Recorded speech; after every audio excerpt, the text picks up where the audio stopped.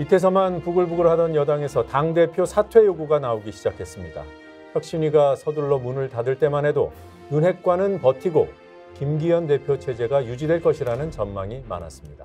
하지만 지금은 윤핵관의 핵심 장제원 의원이 불출마 입장을 밝혔고 김기현 대표를 향한 사퇴 압박, 여기에 불출마 압박까지 가중되는 상황입니다. 여권과 일부 언론에서는 이를 혁신으로 포장하지만 윤핵관과 검핵관 사이의 권력 다툼으로 보이기도 합니다. 어느 쪽일까요? 디톡스에서 답을 찾아보시기 바랍니다. 언론이 한참 띄우고 있는 이낙연, 이준석 신당설, 이 문제는 당사자 앱을 통해서 직접 확인하실 수 있습니다. 그리고 방금 들어온 속보가 있습니다. 김기현 대표 자맹을 하고 있는 김기현 대표와 이준석 전 대표 간의 회동, 이것이 사실로는 확인이 됐고요.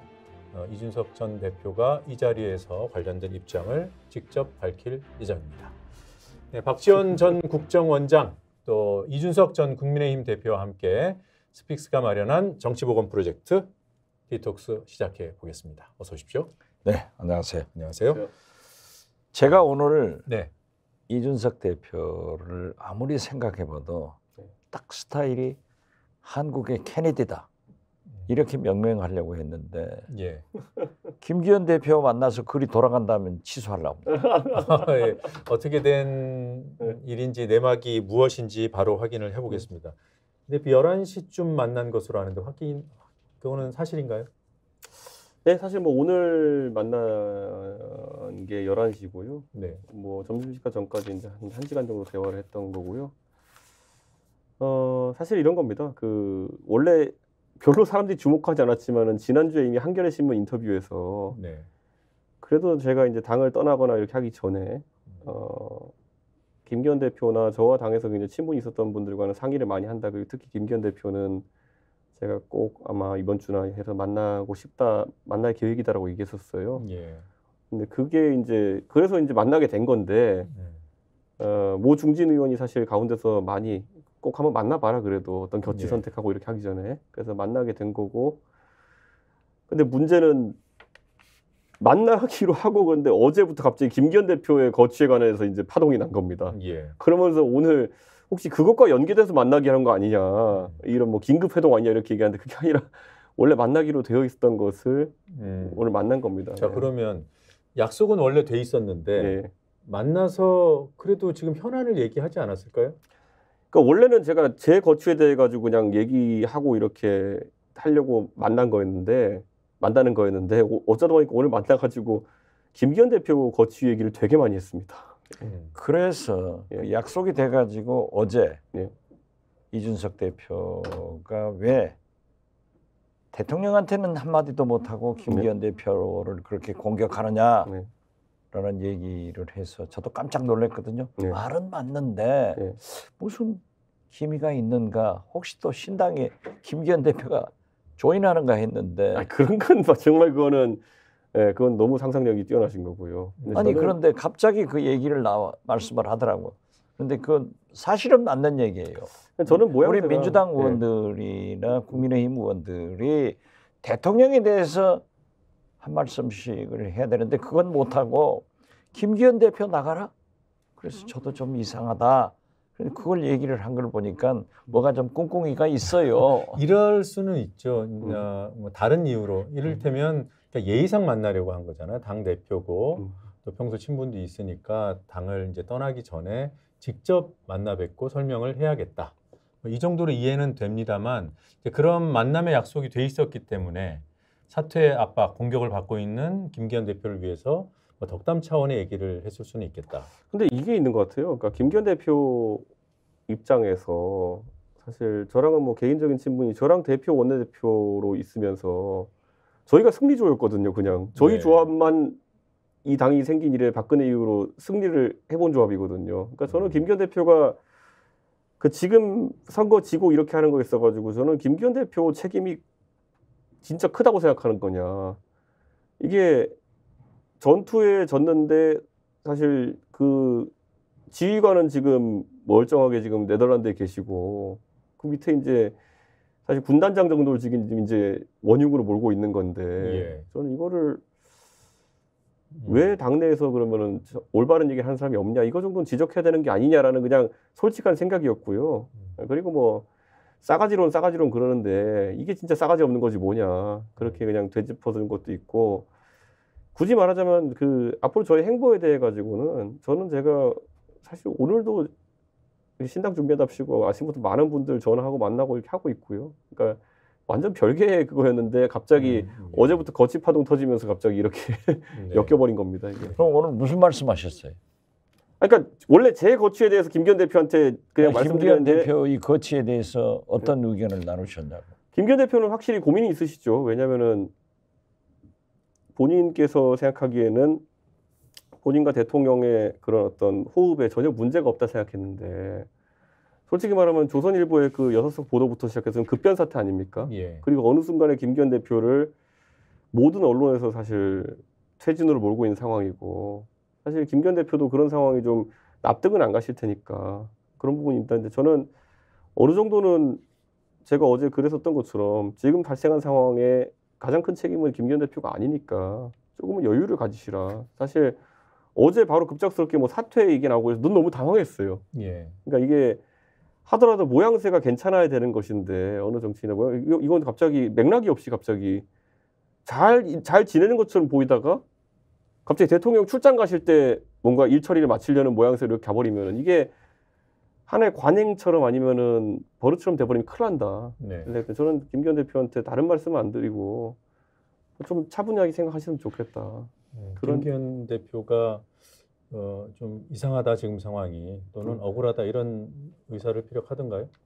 김기현 대표는 솔직히 되게 그 명예를 중요하게 생각하는 분이라 가지고요. 지금 시점에서 본인이 굉장히 뭐가 이거 그 자리에 집착하는 사람처럼 비춰지는 이 상황 자체가 하루라도 지속되면 난 너무 화가 난다 이런 입장이셨던 것 같아요. 예. 예.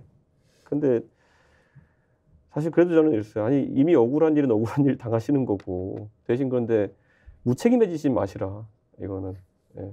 사실 저도 어디선가 겪어본 것 같은 기시감이 드는 장면이긴 한데요. 저는 이거 국민들이 다 보고 있고 결국에는 김기현 대표 때문에 강서 보궐선거 졌다고 생각하는 사람 별로 없을 겁니다. 우리도 몇 번이나 얘기했지만은 근데 누구에게 떠넘기듯이 이렇게 하면은 제가 그래서 어제 페이스북에 썼잖아요.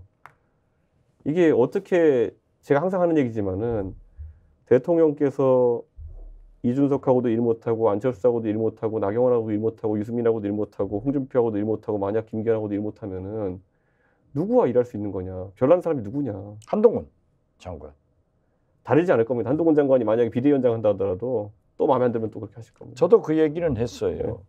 김기현 대표는 강서구청장 후보 공천을 하지 않겠다고 얘기를 했는데 예. 갑자기 그냥 사면했는데 무슨 소리야 이렇게 해서 공천해서 그 실패의 원인은 아니죠. 서울에 있는 환자죠. 헬싱키에 가신 분인데 헬싱키 예. 네덜란드에. 그런데 어떻게 됐든 그것밖에 얘기 안 했어요? 예. 그것에 대해서 얘기하고 그리고 제 개인적인 거취에 대해 가지고는 뭐 최근에 뭐 6석 보도 이런 것들 뭐 김기현 대표는 뭐 그 자료에 어쨌든 뭐 사실관계나 이런 것들에 대해서 얘기를 좀 하셨고 근데 뭐 그거야 저도 당대표 했으니까 알고 있는 거 제가 처음에 방송 나간 게 이거는 정성적인 평가로 하는 자료다. 네. 과거 판세 분석 자료로 저는 다 알고 있는 내용이니까 뭐 그거는 의미가 없었고 저는 김기현 대표 입장에서는 지금 뭐 공교롭게 이렇게 되면서 많은 사람의 관심이 집중되겠지만은 지금은 그래도 본인의 거취에 대해서 굉장히 고민이 많은 시기다. 지금 잠깐 정리를 해보면 지금 우리 시청자 여러분들께서 이준석 대표가 얘기하는 몇 가지 키워드 이해 혹시 못하실 수 있으니까 그 6석 얘기는 국민의힘에서 자체 정성 평가한 결과 서울에서 6석만 우세하고 다른 곳은 뭐 경합 우세거나 다 이제 열세로 분류된다. 그래서 국민의힘도 발칵 뒤집히고 이 자료가 조선일보 단독 보도로 나갔어요. 예. 그러니까 그 뒤에 공교롭게도 대표 사퇴 압박이 들어오기 시작했단 말이에요. 이런 게 일련의 흐름으로 좀 김기현 대표는 이해하고 있는 것인지. 뭐 그러니까 저도 예전에 작년에 기억이 자꾸 떠올라서 좀 짜증나는데 그 당하는 사람 다 느낍니다. 예, 당하는 사람은 느끼고요. 근데 김기현 대표 입장에서는 그 일련의 과정이라는 게 사실 그 자료가 지난주에 만들어진 자료도 아닙니다. 상당히 뭐 11월이나 이때쯤에 만들어진 자료인데 갑자기 튀어나온 것도 좀 이해하기 어려울 측면이 있고, 두 번째로는 사실 어떻게 해석하기 나름이거든요. 예. 제가 말했던 건 저는 처음부터 그 자료 나왔을 때 이거는 정성적인 평가란 자료다 네. 이렇게 했는데 정성평가 자료인지 정량평가 자료인지도 사실 밝히지 않았고 안 나와 있죠. 보도만 보면 알 수 그냥 없습니다. 판세 분석이라는 취지로 네. 이렇게 되어 있고, 그러다 보니까 이거는 다소간의 당 상황을 굉장히 어렵게 묘사하기 위한 어떤 의도를 갖고도 흘린 거 아니냐. 제가 그 보도에서 좀 의아했던 게 열세가 6곳이지만 네. 우세가 6곳, 이제 국민의힘 네. 우세가 6곳이지만 경합 우세 지역이 더 있어요. 네. 근데 그건 빼고 강조해서 보도를 했더라고요. 예, 예, 예. 그래서 이게 뭔가 더 어려운 것을 강조하려는 보도 취지다. 거기까지는 이해가 됐고, 네. 그럼 이것이 어떤 목적을 갖는 것인가라는 것까지는 생각을 못했는데, 김기현 대표의 오늘 이 대표를 만나서 그 문제에 대해서 거론했다는 것은 당대표 스스로도 그런 자료가 유출된 거, 보도된 거, 그렇게 의미 해석된 것을 의아하게 생각하고 있다. 이렇게 해석이 되네요. 유출경위보다는 그 자료가 해석되는 방향 자체가 좀 이제 저도 그러니까 우린 당대표를 다 해봤기 때문에 대충 뭔지 알고 이게 왜 이렇게 보도됐지 이런 거는 다 저도 이상하게 생각해가지고 그때 언론에 얘기했던 거고, 예. 그런 정도의 뭐 편하게 얘기하는 그런 대화였다 이렇게 보시면 될 것 같습니다. 김기현 대표 어떻게 하신대요? 그러니까 언론에 보도된 정도의 그 고민을 실제로 하고 계시는 것 같고요. 근데 제가 저는 그냥 제 생각에 저라면 이렇게 하겠습니다라는 조언을 드렸는데요. 그걸 뭐 김기현 대표가 뭐 굳이 제 말을 듣고 거기에 따라 결정하실 것도 아니고, 하지만 참고는 하시겠지만은 저는 김기현 대표 입장에서는 아까 말했던 것처럼 본인의 명예가 지금 이제 좀 공격받는 것에 대해서 그것도 급작스럽게 그런데 굉장히 좀 당황하시고 또 한쪽으로는 좀 언짢을 수밖에 없는 상황인 것 같다. 그래서 제가 어제도 말했지만은 사람 마음 다치게 하지 마라. 네, 이게 사실 이기기 위해서 할 수 있다고 하는 일이라고 포장해가지고 사람 내치고 이런 걸 하지만은 당대표 이렇게 제가 어제 말했지만 악화가 양화를 구축한다고 당대표께서 내쫓고 이렇게 하면은 누가 당대표 하려고 하겠냐? 가장 비위 잘 맞추는 사람만 하게 될 것이고, 그럼 당 망가진다. 예. 조금 전에 이 대표께서 인정하신 부분이 좀 시간을 가지고 여유를 가지고 판단을 해라. 이제 김기현 대표 거취와 관련된 예. 그런 조언을 한 거잖아요. 예. 여기서 한 발 더 나가서 명예를 회복할 때까지 좀 버티는 게 맞겠다 이런 조언도 하셨습니까? 뭐 버틴다 이런 표현까지 쓸 건 아니고요. 다만 지금 이 상황이 뭔지를 하루 이틀 사이에 급작스럽게 벌어진 거니까 이 상황이 뭔지를 당원들도 모르고 있고 당내 의원들도 제가 초선 의원 몇 분이랑 얘기해 보니까 이 대표 상황이 어떻게 된 거야? 이거 이렇게 해가지고 뭐 저도 이런 것 같습니다 얘기해드리고 했는데 파악이 안 되니까 더 혼란스러운 것 같아요. 그러니까 왜냐하면 보십시오. 이틀 전에 우리 당의 텔레그램 대화 단톡방 사태가 있었습니다. 그게 소위 말하는 초선 의원들이 김기현 대표를 지키자라고 우르르 이제 텔레그램에 방에 뭘 올린 겁니다. 예. 그럼 지금 보니까 또 김기현 대표가 사퇴해야 되는 상황으로 몰린 것 같은 게 한 이틀 만에 벌어진 상황입니다. 예. 그러다 보니까 초선 의원들도 이거 어떻게 된 거야 이러면서 우왕좌왕하는 거거든요. 네. 거기다 뭐 김웅 의원 표현으로는 그게 제2의 연판장 사태 같이 돼가지고 무슨 친위 쿠데타를 일으키려고 했던 것이 아니냐. 김기현 대표가 뭐 이런 식으로까지 해석되기도 하고. 그러니까 이거에 대해 가지고 좀 다들 상황을 냉정하게 해석할 수 있을 때까지는 좀 그래도 너무 성급한 거취 판단 하시지 않는 게 좋겠다. 저 그 정도의 말씀을 좀 드렸습니다. 네. 예. 오늘 이 만남이 사실 알려지기 참 어려운 만남 아닙니까? 자맹을 하고 있다고 보도되고 있는 집권 여당의 당 대표가 탈당을 목전에 둔 전 당대표를 따로 만난다. 여러 가지 해석을 나올 수 있기 때문에 비공개로 만났을 것 같아요. 네. 비공개 만남이었잖아요. 네. 그렇죠? 네. 이게 공개된 배경, 혹시 이 대표가 이걸 먼저 언론에 공개했나요? 공개하기로 한 거는 공통의 의사였다고 보시면 됩니다. 그러면 만나는 순간부터 사후에는 공개한다 이런 합의가 있었나요? 그 만나 뵙고 헤어질 때 오늘 이거는 가볍게 기자들한테는 만났다고 얘기 되겠네요라고 김기현 대표께서 말씀하셨습니다. 그래서 저도 뭐 그런 만난 것 자체는 공개도 문제 없을 것 같습니다라고 말씀드렸고 그래서 공개가 된 겁니다. 그건. 김기현 대표가 먼저 공개하자고 제안을 했군요.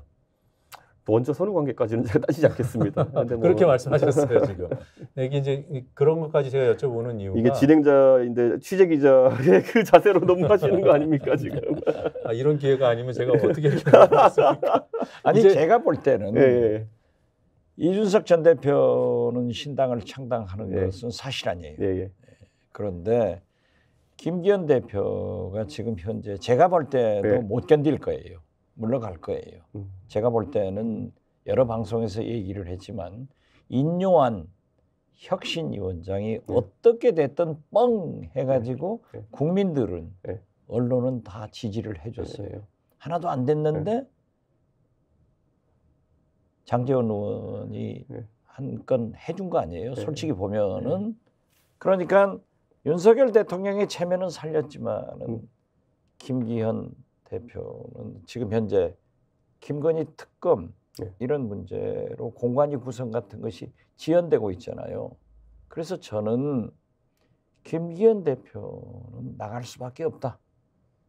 그리고 그 시간을 벌어주는 게 한동훈 법무부 장관이 들어올 수 있도록 지금 카펫을 깔고 있는 것 아닌가. 그리고 김기현 대표는 윤석열 대통령이 토사구팽할 수 없으니까 가만히 있다가 3월 달에 울산에서 출마한 것 아닌가. 저는 그렇게 봤거든요. 네. 그런데 누가 보더라도 쫓겨날 운명에 있는 사퇴할 운명에 있는 김기현 대표하고 탈당해서 신당을 하겠다는 이준석 전 대표가 아무리 당대표 원내대표로 승리의 조합 옛날에 멤버라고 하지만은 이건 아닌 것 같아. 그래서 거기에서 두 분이 신당 얘기를 나는 꼭 했을 것 같은데 안 했습니다. 안 했어요. 애초에 신당 얘기도 없었고 그 제가 아닌 건 아니라고 확인할 수 있는 게 뭐냐면 제가 뭐 신당을 하지 않는 조건을 제시한다든지 아니면은 뭐 김기현 대표가 뭐를 그렇게 하기 위한 조건을 제시한다든지 이런 대화는 아니었고요. 아니 그럼 간복이라도 안 했어요. 안 했습니다. 제가 이제 그런 대화의 목적이라면은 사실 누굴 통해서 전원을 오히려 얻는 게 안전하고 그리고 그렇지 직접 만나서 그런 얘기 하지 않았습니다. 네. 확인을 하면 오늘 만남에서는 소위 말하는 이준석 신당과 관련해서 같이 할 조건이라든가 또는 이 대표가 신당 안 하고 국민의힘에 잔류할 조건 등에 대해서는 논의한 바가 없다. 저는 왜냐하면 저는 그거는 만약에 논의한다 하더라도 제가 김기현 대표한테 어떤 귀책 사유가 있다고 보지 않기 때문에 제가 김기현 대표가 바뀌어라 이런 얘기를 한 적도 없잖아요. 예. 그래서 저는 대통령이 바뀌어야 된다는 말만 하고 있는 상황 속에서 김기현 대표에게 요구할 것도 없고 김기현 대표가 바뀌실 리도 없다, 바뀌어야 될 것도 없다 보기 때문에 그러나 상황이 지금 현재 저는 대표를 절대 오래 갈 수 없어요. 이렇게 되면은 그리고 윤석열 대통령이 네. 그런 분이 아니에요. 그럼 더더욱 제가 오늘 김기현 대표한테 조건을 제안할 이유는 없었겠죠. 아니 그러니까 혹시라도 예. 같은 동병상련의 마음에서 김기현 대표가 신당에 가겠다 또는 전혀 없었습니다. 네. 전혀 없었습니다. 예, 예. 제가 궁금한 포인트는 또 다른 네. 면에서 하나가 더 있는데 네. 그것까지만 여쭤보고 예, 예. 불편하게는 안 해드려야 될 것 같아요. 그래야 이후 토론까지 예. 이어갈 수 있을 것 같은데 대선 때 예. 김기현 당시 원내대표 역할론이 있었잖아요. 예. 이준석을 화해시킨. 음. 그러니까 지금 김기현 대표가 윤석열 대통령에게 면을 세울 수 있는 좋은 수단이 뭔가 나가려는 이준석을 돌려 세우는 것 아니겠는가. 그런 생각이 사실은 들었어요. 그래서 만났다고 하길래 김기현 대표가 이준석 대표한테 이런 조건이면 좀 남을 수 있지 않겠냐라고 좀 강하게 설득했을 수도 있겠다라고 저 혼자는 생각해봤습니다. 네. 근데 이제 그런 대화는 없었다고 하시니까 근데 김기현 대표 제 성격 잘 아십니다.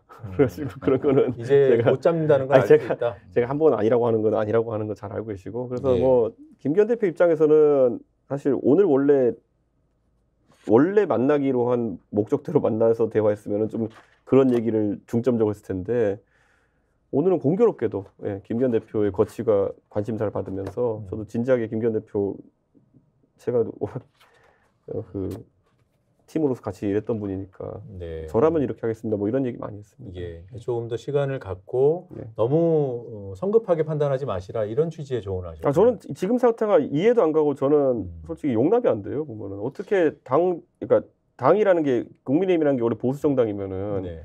안정감이고 책임감이 우선이 된 정당인데 아니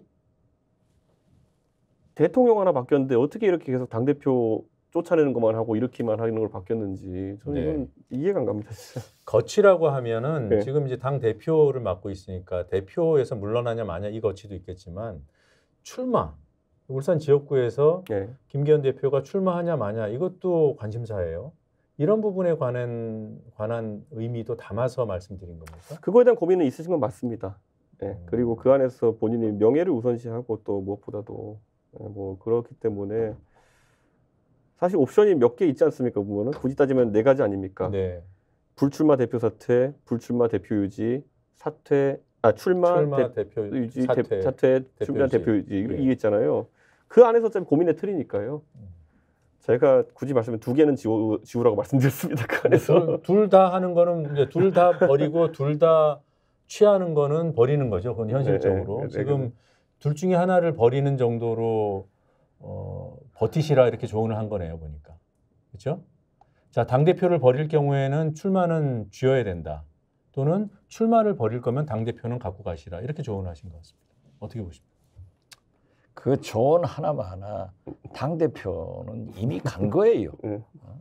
그럼 출마라도 그렇죠. 확보해라? 출마라도 확보하는 것이 또 윤석열 대통령도 모든 사람을 다 쫓아냈는데 네. 김기현 대표마저도 그렇게 하면은 안 돼요. 그렇기 때문에 나는 출마는 하게 될 거다. 그렇게 봐요. 그리고 제가 오늘 이거는 제가 오늘 페이스북에 한번 쓰고 온 내용인데 이 얘기는 제가 그냥 이건 김기현 대표님에게 참고는 하시라고 이제 그냥 마지막에 말씀드렸던 게 뭐냐면은 대표님이 그 다른 사람의 문제 때문에 너무 피해 입으시면 안 된다. 그런 취지로 특검법 관련해 가지고 예. 제가 절차를 그냥 말씀드렸거든요. 김기현 대표님이 뭐 다선 의원이시고 저보다 의회 절차는 잘 아시겠지만 지금 이 거부권이라는 절차가 너무 흔하지 않은 절차이기 때문에 자 지금 보시면 이 모든 분란이 생긴 한 일주 전으로 가보면요. 공관위원장을 일찍 출범시키는 것에 대해 가지고 반대하는 분위기가 있었다는 보도가 나왔어요. 예. 그리고 특검법 처리에 대해 가지고 그 혹시라도 낙천된 의원들이 반란표를 던져가지고 재의결되는 거 아니냐. 거부권을 써도. 예. 그걸 두려워한다는 보도가 CBS 발로 나왔는데 우선 당에서는 부인했죠. 그럼 네. 저도 뭐 CBS가 소스가 있어서 썼을 거라 생각하고 저는 그래서 저도 잘 모르니까 혹시라도 이게 당의 지금 걱정이라 그러면은 제가 국회법 찾아보고 사실 전문가한테 문의도 해봤습니다. 뭐 그런데 뭐가 있냐면은 그 헌법 53조인가에 보면 거부권에 대한 내용이 들어 있습니다. 근데 거기 어떻게 됐냐면은 법률을 의회가 통과시키면은 15일 내에 대통령이 거부권을 행사할 수 있다. 예. 제의 요구할 수 있다. 그런데 그러면은 의회는 3분의 2, 재석 의원의 3분의 2로 의결해가지고 다시 통과시킬 수 있다가 거기까지가 헌법에 들어있는 내용이에요. 네. 근데 뭐가 없냐면요. 국회로 다시 돌아왔을 때 언제 의결해야 되는지가 제한이 없어요. 기한이 없죠. 네. 보통 기한을 둘 때는 법에 어떤 표현을 쓰냐면 지체 없이라고 씁니다. 뭐가 돌아오면 지체 없이 표결한다 그랬으면 바로 상정해야 되는 얘기거든요. 그러다 보니까 무슨 문제냐면은 원래 용산에서 이거 기획한 사람의 의도는 거부권으로 돌려놓으면은 바로 재의결해가지고 아예 최종 부결시키고 그 다음에 공천으로 의원 날리면 된다 뭐 이런 거였을 네. 거예요. 근데 그 시나리오는 없어요.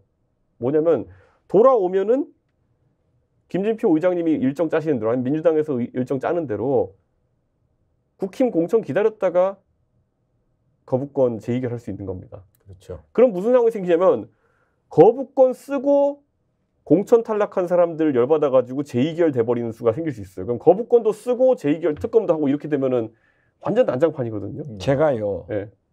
그 문제에 대해서 저는 이렇게 얘기했어요. 네. 홍익표 민주당 원내대표가 아주 정확한 네. 계산을 해가지고 했다.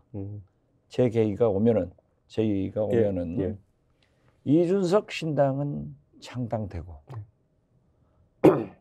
국민의힘의 공천 학살은 시작되고 그러면 많은 의원들이 신당에 조인을 하게 되고 또 국민 여론이 거부권 행사하지 마라 하는 게 70%고 대구 경북 TK에서도 67%가 거부권 행사하지 마라 하고 예. 갤럽 여론조사에 나왔어요. 그렇기 때문에 설사 국민의힘에서 공천받은 현역 의원들도 총선을 생각한다고 하면은 마치 박근혜 대통령 탄핵 표결처럼 많이 넘어올 거다. 예. 그래서 이건 통과된다라고 했는데 그걸 저도 생각해서 얘기를 한 거예요. 예, 저희가 그렇게 될 거예요. 예, 디톡스에서 이제 이 부분 그러니까 거부권을 행사했을 때 재의결 시한이 없기 때문에 그 2월 정도 가면 모른다 이거는 이런 얘기를 두 분 이제 말씀을 해주셨는데 그걸 김기현 대표가 이 대표한테 오늘 오전에 직접 다시 들은 거잖아요. 예. 반응이 어떻던가요? 반응까지는 제가 전달하지 않겠습니다만은 그런 거 이제 되게 중요한 게 앞으로 당에 이제 난관이 있는데 당이 중심이 됐으면 좋겠다. 그게 공천도 제대로 했으면 좋겠고 흔들리지 예. 않았으면 좋겠다. 이게 뭡니까 이게 저는 이미 페이스북에서 입장 밝힌 적 있지만은 그런 중요한 당의 일정 같은 게 흔들리면 안 된다. 예. 자, 그런 데서. 이 사안과 관련해서는 질문 하나만 더 드리고 예. 우리가 이제 준비해 놓은 주제가 있으니까 그걸로 넘어가겠습니다. 네. 이 대표 조언을 듣고 김기현 대표가 반가워하거나 아니면은 적극적으로 고민해 보겠다 이런 반응이던가요? 아니면은 이미 결심이 서 있는 것 같던가요? 제가 그것까지 전달하지 않겠습니다. 고민을 해보겠죠. 예, 예, 신뢰하는 관계이기 때문에. 자, 이 정도 하고 자, 우리 이 마련돼 있는 주제 토론으로 이제야 넘어갈 수 있습니다. 예. 주제 영상부터 보고 오시겠습니다.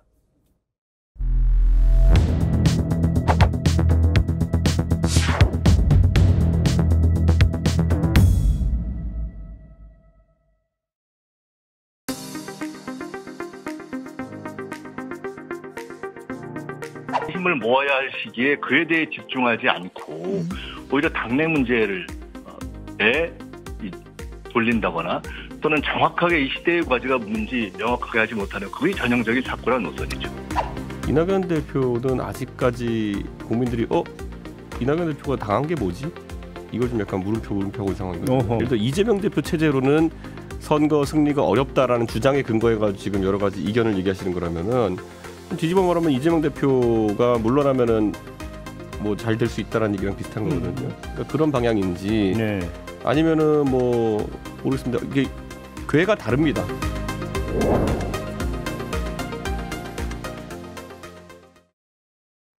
네, 이준석, 이낙연 연대 줄여서 뭐 혹자는 낙석 연대라고도 하고 또 혹자는 낙준 연대라고도 합니다.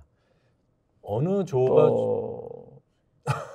진화해서 낙선 연대라고 하더라고요. 선자는 어디서 나오는 거죠? 아니 그냥 낙선, 그냥? 낙선 연대라고도 뭐 일부의 기대가 호평을 다르기 하는 때문에. 사람들이 네. 많아요. 그 당사자로서 낙석연대, 낙석은 뭐 진짜 이렇게 떨어지는 거잖아요. 네. 그것과 낙준연대, 네. 낙석이 갖는 그런 부정적인 이미지 때문에 일부 언론에서는 낙준연대라고 표현을 하던데. 낙석이라는 게 그건 상황에 따라 가지고는 그게 뭐 사람이 당하면 끔찍한 일이지만은 예를 들어서 구태 정치를 깔아뭉개는 낙석이면은 아하. 네, 저는 그거는 뭐 다른 의미가 있을 수 있다. 예, 네. 이 낙석 연대로 그러면 네. 호칭을 하도록 네. 하고 그 낙석 연대 가능성에 대해서 짚어보기 전에 여론조사 하나 소개해드리고 가겠습니다. 신당이 포함된 정당 지지율 여론조사 결과 보시죠. 네, 12월 9일, 10일 이틀 동안 진행된 에브리 CNR이라는 조사기관의 조사고요. 1000명을 대상으로 했고요. 조사 방식은 무선 ARS, ARS라서 그런지 응답률은 다소 떨어집니다. 4.4%. 표본 오차는 95% 신뢰 수준의 플러스 마이너스 3.1%포인트고요.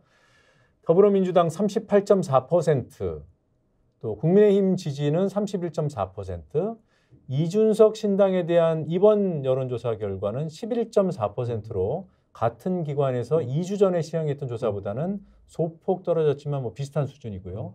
모름 또는 아직 없다 이런 응답을 하신 분들은 10%에 가까이 나타났습니다.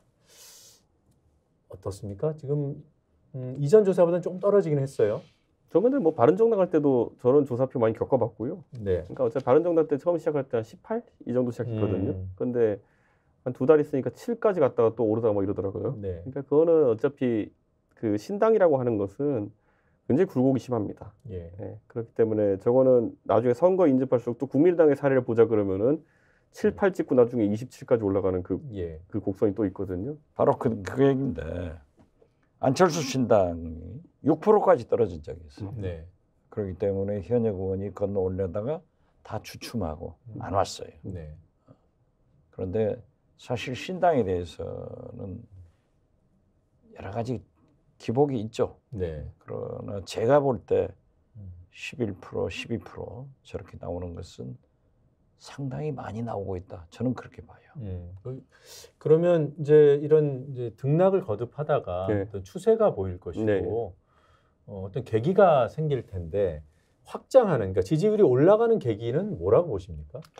저는 이게 사람들이 현실성을 나중에 보게 될 거예요. 그러니까 이 당이 어느 정도 덩치가 되느냐, 그리고 이 당이 실제로 어느 정도 당선자 낼 수 있느냐에 대한 확신이 생길 때 거기에 사표가 되지 않는다는 확신이 있으면 표를 주거든요. 네.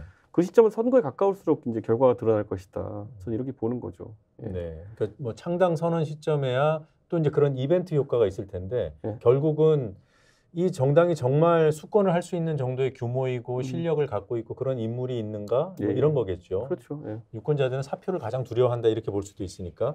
저는 대단히 미안한 얘기지만 윤석열 대통령이 어떻게 하느냐에 따라서 예. 이준석 신당은 등락이 심할 것 같아요. 음, 그런데 윤석열 대통령이 절대 변할 수 없거든요. 그럼 너무 긍정적으로 봐주시는 거 아니에요? 아니요. 그러니까 저는 윤 제 대통령이 잘할 경험이에요. 리가 없는 거잖아요. 제 경험이에요. 네. 제가 안철수, 박지원 조합으로 호남에서 네. 호남은 몽땅 먹어도 30석일 때 6%까지 떨어져서 호남 현역 의원들이 올려다가 또 안 온 사람들이 많아요. 예. 그래서 제가 열심히 호남을 뛰어가지고 한 지역을 7번, 8번씩을 갔다니까요. 그런 지역은 다 당선시켰어요. 예. 그런데 지금 신당, 이준석 신당은 영남은 65석 아니에요. 그렇기 때문에 훨씬 더 가능성이 높다. 그리고 사실 지금 서울범 영화 같은 데를 보더라도 하나의 두목이 죽어서도 돌아갈 땅이 없잖아요. 예. 그런데 검찰 하나가 어떻게 나가느냐. 윤석열 대통령이 윤핵관 시대에서 검핵관으로 넘어가는 이런 과정들을 보면은 상당한 가능성이 높다. 예. 그래서 저는 처음부터 50석 내외가 될 거다. 그렇게 하는 거예요. 그 전망은 여전히 유지. 네, 저는 지금도 오히려 더 높아가고 있다. 그렇게 봐요. 그 국민의당 말씀을 하시려고 초록색 옷을 입고 오셨나요? 그건 아닌가요? 제가 초록색을 좋아합니다. 예. 이준석을 중심으로 여러 조합이 거론되고 있습니다. 그래서 우리 방송 시작하기 전에 정치는 이준석 혼자 하냐 이런 이제 우스갯소리로 말씀하셨는데 완전히 뭐 뉴스메이커야. 여기 틀어도 이준석, 저기 틀어도 이준석. 아이고 송구스럽습니다. 예. 누구와 조합이 이루어졌을 때 파괴력이 좀 더 클 것인가? 일단 이거 뭐 공학적인 접근입니다만 원장님 어떻게 보십니까? 여전히 유승민입니까? 저는 유승민하고 그래도 같이 가야 된다 이렇게 보고 지금 이낙연 조합을 하는데 저는 그건 아니라고 생각해요. 그런데 지금 다시 이낙연 전 대표에 대해서 어제 이준석 전 대표가 조금 디스카운트하는 발언을 했더라고요. 아까 나오잖아요. 예. 그래서 괴가 다르다. 이게 뭔가 괴가 다르죠. 정체성이 다른 거예요. 네. 이 대표는 지금 이낙연 대표에 대해서도 전 총리에 대해서도 어떻게 보면 좀 긍정적으로 읽힐 말씀도 하셨고 네. 또 그 민주당 지지자들 사이에서는 당 대표하고 총리까지 지낸 사람이 모욕을 당했다라고 해석할 만한 그런 또 발언도 하셨어요. 근데 이게 꼭 이낙연 전 대표만을 향한 게 아니라 여러 세력을 향해서 다 만날 수 있다는 얘기도 하고 네. 또 어떤 자리에서는 잘 안 맞는 것 같다 이런 취지의 말씀도 하시거든요. 본인이 지금 생각하기에 확장을 어느 정도까지 할 수 있다. 어느 세력까지도 저는요, 이게 지난번에 말했지만 선거 제도가 만드는 틀이 크다라 생각합니다. 예를 들어 예. 병립형 선거 제도를 가게 되면은 모두 다 모여식의 신당이 상당히 주목받을 겁니다. 그거는 뭐 조금의 차이는 제쳐놓고 우선 왜냐하면 병립형 하에서는 덩어리가 큰 정당들이 살아남기 쉬우니까 그때는 그 연동형으로 가게 되면 아마 각자의 순수성이나 고유성을 좀 지키는 방향으로 당을 하자 해서 많이 흩어질 겁니다. 그래서 저는 그냥 이재명 대표가 하나는 알고 둘은 모르는 게 연동형 하면은 불리하고 병립형 하면 유리한 게 아니라 병립형 하면은 꽤 큰 덩어리가 나올 겁니다. 나중에 제3지대가. 네. 그게 뭐 정치공학으로 욕을 먹든 말든 하여튼 뭉친다. 그게 지난번 실증적으로 이제 국민의당이라는 상당히 큰 덩어리가 나오게 된 계기 아니었습니까? 예. 물론 그걸 만드는 건 또 어려운 과정이지만은 그렇게 아니면은 개별 신당이 살아남기 어려운 구도다라고 되면은 그렇게 됩니다 또. 예, 지금 속보가 하나 네. 들어와서 제가 지금 생방송을 진행하고 있기 때문에 속보를 처리하고 또 토크를 이어가겠습니다. 김기현 대표 결국 사퇴를 밝혔습니다. 사퇴 입장을 본인 페이스북에 사퇴 입장을 올렸다는 소식을 전해드리게 됐습니다. 이준석 대표를 오늘 오전에 만나서 오전 11시부터 약 1시간 동안 대화를 했고 이 자리에서 이준석 대표는 좀 더 신중하게 판단하라는 취지의 조언을 했다고 이 자리에서 얘기를 했는데 글쎄요, 지금 거취와 관련된 부분은 총선 출마도 있고 당대표직도 있기 때문에 지금 당대표 사퇴가 출마 포기로까지 이어지는지는 조금 더 지켜봐야 될 것 같습니다. 오늘 페이스북에 올린 내용 간단히 소개해드리면 이렇습니다. 오늘부로 국민의힘 당대표직을 내려놓는다. 지난 9개월 동안 켜켜이 쌓여온 신적폐를 청산하고 대한민국의 정상화와 국민의힘, 나아가 윤석열 정부의 성공이라는 막중한 사명감을 안고 진심을 다해 일했지만 그 사명을 완수하지 못하고 소임을 내려놓게 돼 숭고한 마음이다. 이런 요지입니다. 그리고 많은 분들께서 만류했지만 윤석열 정부의 성공과 국민의힘의 총선 승리는 너무나 절박한 역사와 시대의 명령이기 때문에 어려운 말을 쓰셨군요. 행유 부득 반구적이 이런 뜻입니다. 어떤 일의 결과를 자신에게서 찾아야 한다. 그러니까 겸손의 고사성어인데 이러한 심정으로 책임을 다한다. 당대표직을 내려놓는다. 네, 이런 내용입니다. 출마 여부에 대해서는 밝히지 않고 있습니다. 앞서서 장제원 의원은 부산 출마를 포기한다는 입장을 밝혔고요.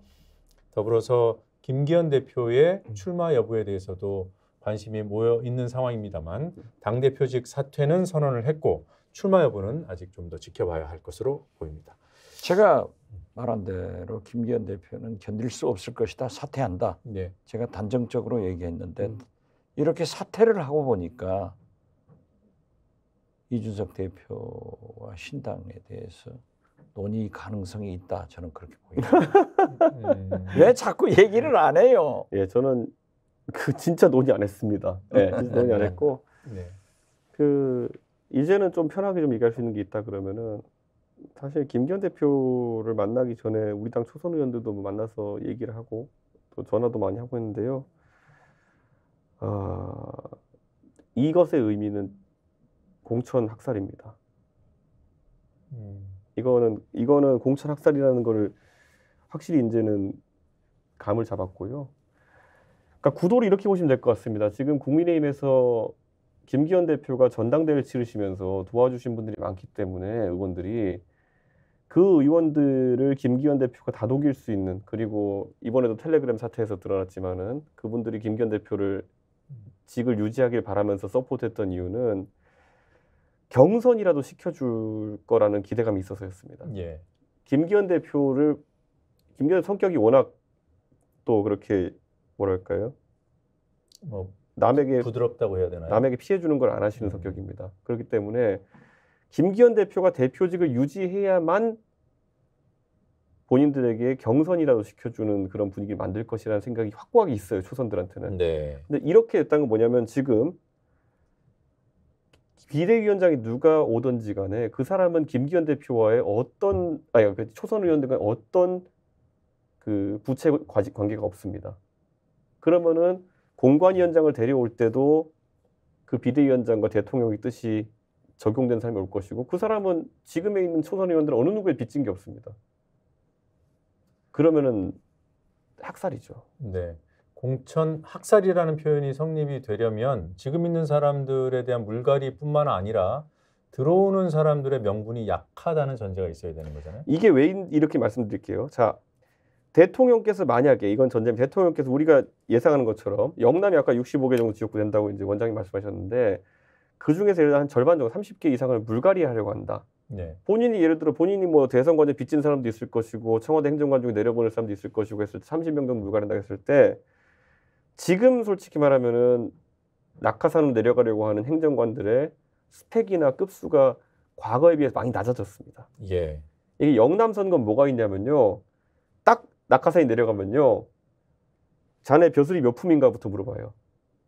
그러다 보니까 지금 대구는 의원들이 어떻게 되냐면 제가 지난번에 한번 열거했지만 12명 국회의원 중에서 그 기재부 차관이 2명, 경찰청장 출신이 2명, 뭐 판사가 하나, 검사가 하나, 부시장 출신 2, 뭐 이런 식이거든요. 네. 그러니까 대구는 그 벼슬의 직급도 많이 자네 정 몇 품인가 이런 게 있거든요. 근데 지금 내려가는 사람들은 그게 약해요. 그러면은 김기현 대표의 철학은 뭐냐면은 워낙 그런 거를 잘 지켜주려고 하기 때문에 경선을 시켜주겠다가 원칙이 돼요. 근데 경선을 시켜주겠다 그런데 갑자기 용산에 내려온 사람이 경선을 묻는다 그러면은 다 쓸려 나가는 거예요. 현역 의원한테. 그러면 대통령이 생각해보세요. 대통령이 10명을 대통령실 명의로 내려보냈는데 김기현 대표가 시켜준 경선 때문에 10명이 다 졌다. 그러면 대통령은 그 자체로 망실입니다. 선거에 보기 전에. 예. 그렇기 때문에 저는 이거는 공천 제도에 있어가지고 다 갈 수 없다. 예. 제가 누차 얘기를 했지만은 윤석열 대통령은 입당하면서도 밝혔잖아요. 국민의힘 가지고는 안 된다. 이준석 몰아내야 된다라고 했는데 윤석열 당을 창당하려고 했지만은 기회를 포착하지 못하고 강서 보궐선거에 패배를 함으로써 윤석열 신당을 창당할 방법이 없었어요. 예. 그렇기 때문에 저는 윤석열 대통령 성격상 윤핵관들의 도움을 받아서 당선이 됐고 지금까지 지탱을 했지만은 윤핵관을 바꿔서 검핵관으로 간다. 예. 그렇기 때문에 칼질할 수밖에 없는 거예요. 이게 그래도 네. 윤석열 대통령은 승리할 수 있다. 이런 착각을 하고 있는데 민주당으로서는 그러한 착각이 굉장히 땡큐죠. 저는 이 오늘부로 선거가 되게 이제 이상해진 게 저는 지금 상황에서 이 머리가 돌아가는 현역 의원이면은 이것의 의미를 빠르게 포착해야 됩니다. 원장님 제가 하는 말이 맞죠? 맞죠? 그런데 대한민국 탑 스파이가 보기에도 제가 한 아니 맞죠? 맞아요. 그렇기 때문에 한국의 케네디가 탄생한 아니 제가 질문... 케네디 대통령이 큐바를 위기 때 생각지도 않은 봉쇄를 해가지고 자기 리더십을 세우잖아요. 이건 자꾸 제가 얘기지만은 이준석 전 대표의 리더십은 윤석열 대통령의 똥볼에 의거해서 서지는 거예요. 정치는 상대적이란 말이에요. 예. 저게 되면은 신당 되는 거예요. 아니 근데요. 제가 이제 저도 제가 뭐 정치한 지 이제 뭐 10년 됐지만은 우리 당의 지금 초선 의원님들은 오늘 이거에 대한 해석을 잘 못하실 겁니다. 지금 해줬잖아요. 그 정도 수준인가요? 아니, 수준이라는 문제가 아니라 제 눈에도 어느 정도 아닙니다. 보이는데. 사람이 자기 문제에 되면은 희망 회로를 돌리게 돼 있잖아요. 그렇죠. 그래서 이제 나는 괜찮을 거야가 계속 동작할 건데요. 저는 네. 오늘 이거 방금 전에 김기현 대표 사퇴 속보 보고 또 저는 김기현 대표와 대화 나눈 걸 토대로 생각해 봤을 때 저는 그러면 예측하겠습니다. 비대위원장 원희룡. 원희룡. 예. 비대위원장 한동훈. 저는 공관위원장 인용환, 비대위원장 한동훈. 예. 이 조합으로 갈 거예요. 다 기록해 놓으십시오. 네, 확인 들어갈 겁니다. 예. 아니 저는 그렇게 봐요. 네. 왜냐하면 지금 비대위원장 어제 한동훈을 TV조선에 보도했잖아요. 네. 사실 그거 보고 당내 비토 여론이 꽤 있습니다. 아니 비태 여론 있더라도 예. 인요한 위원장은 혁신위원장으로서 비교적 성공을 한 거예요. 윤석열 대통령이 상당한 예. 체리 따봉 보내잖아요. 네. 네. 예? 그런데 아니 진짜야. 그런데 자, 내가 공관위원장 달라. 그렇게 했죠, 그러니까 미리. 김기현 네. 대표가 너 네. 하고 이 혁신을 안 해주는데 여기에 대한 책임을 지고 나가게 하는데 저는 공관위원장 지금 윤석열 대통령은 국민적 지지를 받아야 돼요. 네. 그렇기 때문에 인요한 공관위원장을 시키고 네. 또 계속 떠들어댈 거예요. 원희룡 비대위원장으로는 장악을 못해요. 그분은 너무 좋은 분이야. 그렇기 때문에 저는 한동훈, 황태자, 윤석열 대통령의 쌍둥이 동생 예. 여기 힘이 세잖아요. 그러니까 일이 간 것 같다. 간다. 네. 저는 그렇게 봐요. 두 분 전망은 지금 거의 명확해졌는데 공관위원장은 누가 맡겠습니까? 만약에 원희룡 비대위 체제가 된다면 공관위원장은 통상 외부에서 맡지 않습니까? 뭐 외부에서 맡든 내부에서 맡든 그런 건 상관없어요. 혁신을 내세우면은 보통은 외부에 맡기지 않습니까? 저는 김기현 대표 사퇴 얘기를 들으니까 더더욱 놀랍네요. 저는 공관위원장이 얼굴 색이 많이 변하네. 공관위원장이 정해진 걸로 알고 있었거든요. 누군가로. 그러니까 김기현 체제에서. 예. 근데 안 정해진 거였다면은 그것마저도 제가 봤을 때는 페이크였나 이런 생각. 그러니까 모든 걸 지금 다 그냥 마음대로 바꿔버리는 그런 형세로 보이거든요. 아 그것이 뭐 미리 윤석열 스타일이에요. 저는 이렇게 되면은 근데 오늘자로 그럼 위협이 실제화된 게 뭐냐면요. 만약에 초선 의원들이 이것이 무슨 의미인지를 알아들었잖아요. 그러면은 특검편 표결 바로 문제됩니다. 아예 첫 표결에서 3분의 2가 나올 수도 있다. 그건 김영이니까 안 나올 거고요. 그건 안 되고. 김영에서 그럼 그건 그냥 레임덕이죠. 그러면 그게 표결되면 탄핵안도 표결된다는 얘기인데 지금 그건. 윤석열 대통령의 레임덕은 시작됐다니까요. 근데 그래서 이거는 윤석열 정권 호수 저수지는 이미 구멍이 뚫린 거예요. 계속 커져 나가는 거예요. 그렇기 때문에 네. 지금 김기현 대표를 토사구팽하는 것도 지금 이준석 전 대표가 얘기했던 대로 도대체 대표하려고 하는 사람 다 쫓아내고 다 안 네. 된다 하고 거기 시켜놨다가 또 차버리고 네. 이게 문제가 되는 거죠. 그리고 측근들이 보따리 싸는 것이 레임덕이에요. 제가 경험했다니까요. 네. 그 아까 말씀 중에 이제 그 김기현 대표 네. 그 만난 얘기를 하는 중에 네. 그 초선 의원들 그 텔레그램 네. 단톡방 네. 얘기를 하면서 네. 초선 의원들이 김기현 대표를 지키기 위해서 친위 쿠데타 이런 표현을 쓰셨잖아요. 예. 제가 들으면서 좀 어색한 거예요. 여긴 당인데 당의 지도부가 있고 대표가 있는데 네.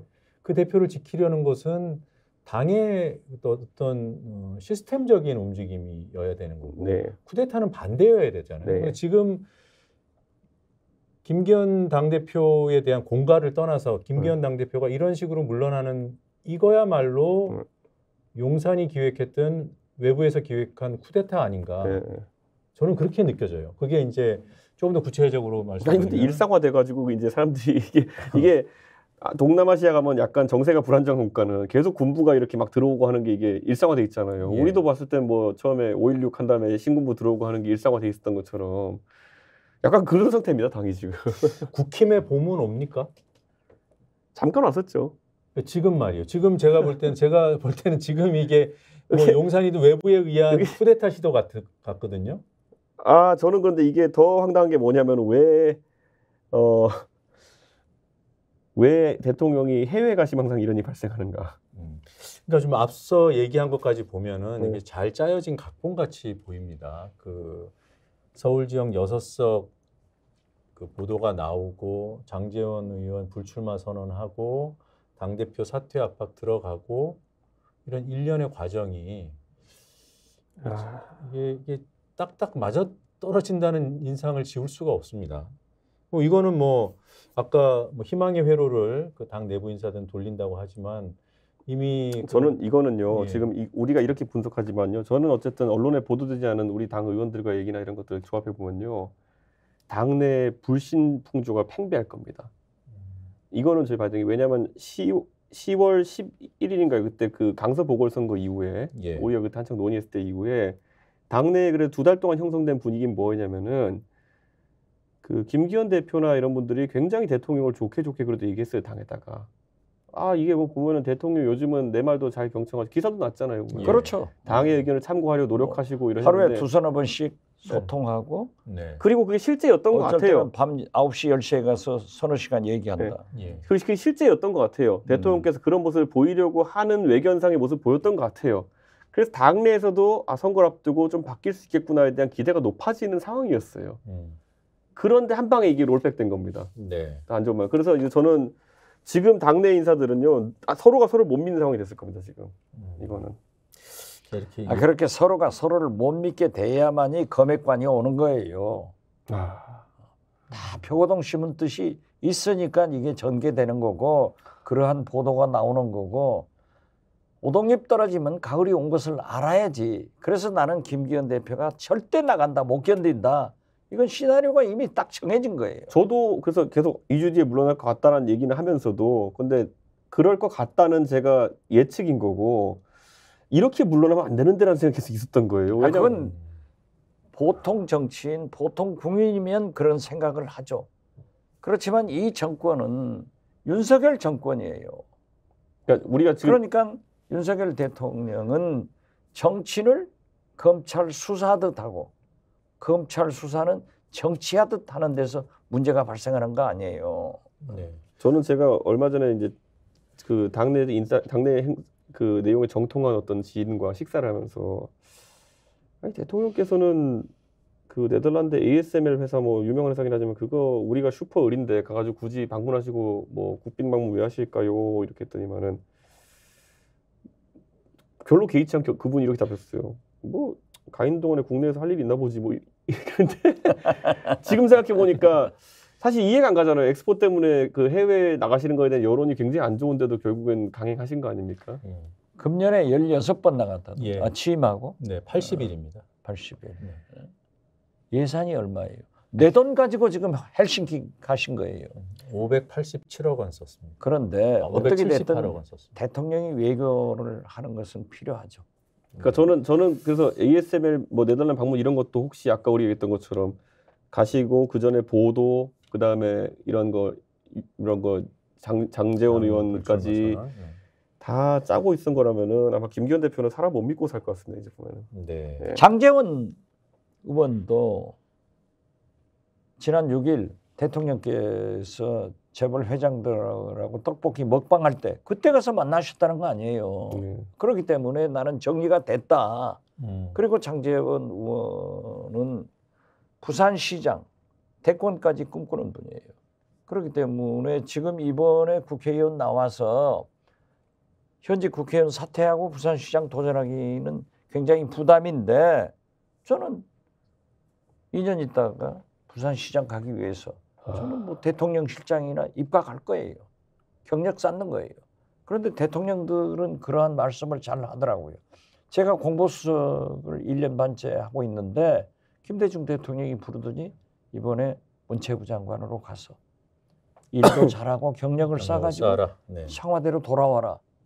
그건 비서실장으로 돌아오라는 거 아니에요? 그런 얘기인데 저는 대통령들이 그렇게 할 수 있다고 봐요. 그렇지만은 이건 일련의 흐름이 굉장히 어렵게 돼요. 이 나라 정치가 이렇게 되면은 집권 여당이 저렇게 되면은 정치는 나의 불행이 당신의 행복으로 안 갑니다. 그렇죠. 나의 불행은 꼭 당신의 불행으로 가요. 여당이 쪼개지면 야당도 쪼개지는 거예요. 그래서 이제 앞으로 정치권이 김건희 특검 또 수원지검의 이재명 구속영장 청구 이런 것들이 굉장히 크게 소용돌이 칠 거예요. 저는 그렇게 봐요.